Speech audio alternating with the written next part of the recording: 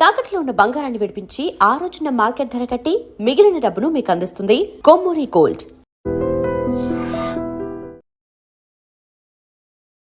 Asia ఖండంలోనే అతిపెద్ద గిరిజన జాతర తెలంగాణ కుంభమేళాగా పేరుగాంచిన మేడారం సమ్మక్క సారలమ్మ మహాజాతర ఆరంభమైపోయింది. లక్షలాదిగా భక్తులు మేడారంకి చేరుకుంటున్నారు. అన్ని దారిలన్నీ కూడా కిక్కిరిసిపోయి కనిపిస్తున్నాయి. సో ఈ రోజైతే జాతరలో కీలక ఘట్టం ఆవిష్కృతమైంది. సో సాయంత్రం కన్నెపల్లి నుంచి సారలమ్మ అమ్మవారు మేడారం గద్దెపైకి చేరుకున్నారు.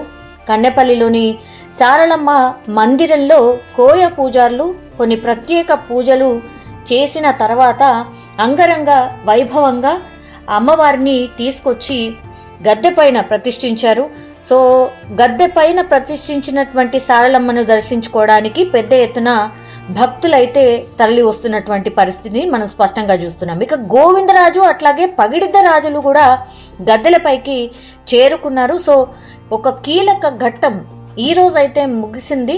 అంటే సారలమ్మ, పగిడిద్దరాజు, గోవిందరాజు ఈ మూడు గద్దెల మీద ఇప్పుడు అమ్మవారు అట్లాగే ఇద్దరు రాజులు కూడా కొలువు తీరినటువంటి పరిస్థితిని మనం చూస్తూ ఉన్నాం.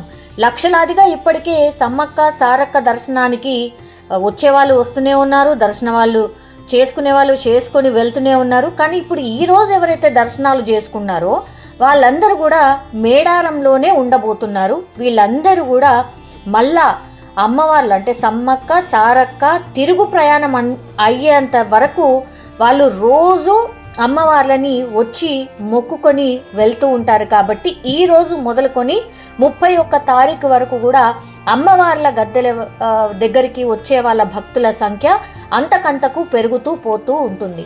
మాక్సిమం ఇవాళ వచ్చిన వాళ్ళందరూ కూడా 3 రోజుల పాటు జాతరలో ఉండి సారక్క సమ్మక్క దర్శనం చేసుకున్న తర్వాతనే వెళ్తూ ఉంటారు.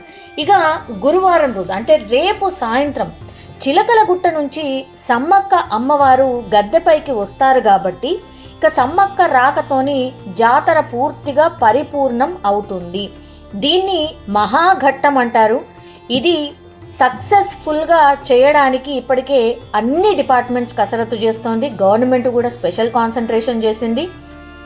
అమ్మవార్లని తీసుకొచ్చే టైంలో అంటే కోయదొరలు అటు జాతరలో ఎవరైతే పూజారులు ఉంటారో వాళ్ళు వీళ్ళందరినీ కూడా కాపాడుకుంటూ ఆ రోప్ వే ఒకటి డిజైన్ చేస్తారు. పోలీసులందరూ కూడా సెక్యూరిటీ వైజ్గా ఆ రోప్ లోపలనే అమ్మవార్లని తీసుకొచ్చి గద్దెలో మీద ప్రతిష్ఠించే వరకు కూడా ఇది మహాఘట్టం అని పిలుస్తూ ఉంటారు. ఎందుకంటే లక్షలాది మంది భక్తులు ఆ టైంలో అమ్మవారిని తాకడానికి ప్రయత్నం చేస్తూ ఉంటారు.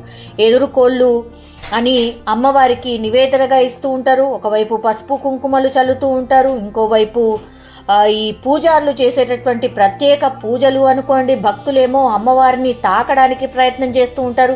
వీటన్నిటిని నిలవరించడానికని పోలీసులు ఇప్పటికే ఒక మాక్ డ్రిల్ లాగా చేసిండ్రు. అమ్మవార్లని గద్దెల పైన ప్రతిష్ఠించే వరకు ఇది అతిపెద్ద ఈవెంట్. ఆ తర్వాత లక్షలాది మంది భక్తులు గద్దెల వైపు వస్తుంటారు కాబట్టి వాళ్ళందరినీ మేనేజ్ చేయడం కూడా ఇంకో ఎత్తు. సో సమ్మక్క రాకతో జాతర పరిపూర్ణం అవుతుంది. అండ్ మరుసటి రోజు అంటే శుక్రవారం రోజు కూడా భక్తులు సమ్మక్క సారలమ్మను దర్శించుకొని మొక్కులు చెల్లించుకుంటారు. అండ్ శనివారం రోజు సాయంత్రం మాత్రం అటు సమ్మక్క సారలమ్మ, గోవిందరాజు, పగిడిద్దరాజు వీళ్ళందరినీ కూడా వన ప్రవేశం చేయిస్తూ ఉంటారు. కాబట్టి అది అత్యంత కీలక ఘట్టం అన్నమాట. అదంతా పరిపూర్ణమైన తర్వాత మాత్రమే జాతర ముగుస్తుంది అనేటువంటిది ఒక లెక్కలాగా ఉంటుంది.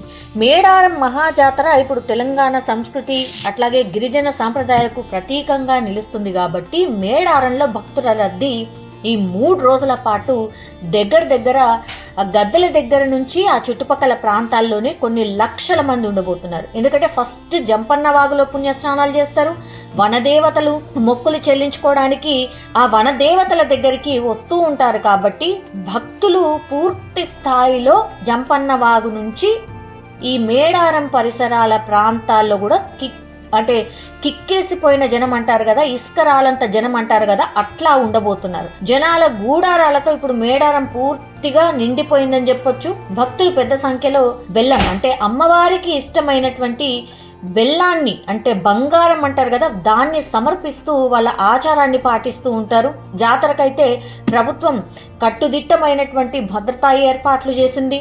దాదాపు దగ్గర 1.5 నుంచి 2.5 కోట్ల మంది భక్తులు హాజరవుతారు. అంటే ఈ జాతర టైంలోనే 1 కోటి మంది దర్శనం చేసుకుంటారు.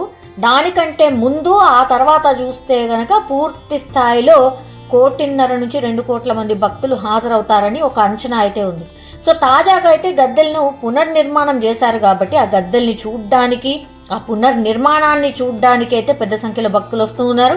అండ్ భక్తులకు ఎట్లాంటి ఇబ్బందులు కలగకుండా అయితే అటు రవాణా అనుకోండి, ఆర్టీసీ పరంగా, అట్లాగే వాళ్ళు వచ్చే దారులన్నీ కూడా పార్కింగ్ స్థలాన్ని కేటాయించడం, ఇవన్నీ ఒకెత్తైతే నీరు కావచ్చు, ఏదైనా ఎమర్జెన్సీ అయితే వైద్యం కావచ్చు, ఇంకా భద్రతకు సంబంధించి అంటే వాళ్ళు ఏవైతే వాళ్ళతో పాటు తెచ్చుకున్నటువంటి వస్తువులు ఏవైతే ఉంటాయో వాటన్నిటినీ కూడా భద్రతగా కాపాడాల్సిన రెస్పాన్సిబిలిటీ కూడా పోలీసుల మీద ఉంటుంది. కాబట్టి ఇవన్నీ గవర్నమెంట్కి అట్లాగే గవర్నమెంట్ అఫీషియల్స్కి ఒక పెద్ద సవాల్ అని కూడా చెప్పొచ్చు. సో వీటన్నిటిని కూడా సమన్వయం చేసుకుంటూ ఇప్పుడు గద్దెల దగ్గరికి అయితే సారలమ్మ చేరుకున్నారు. సారలమ్మ, పగిడిద్దరాజు, గోవిందరాజులు చేరుకోవడంతో ఒకసారిగా మేడారం జాతర అంతా కూడా పులకించిపోయింది అని చెప్పవచ్చు. అండ్ భక్తులు కూడా పెద్ద సంఖ్యలో ఈ రోజు నుంచి భారీ సంఖ్యలో భక్తులైతే హాజరు కాబోతున్నారు.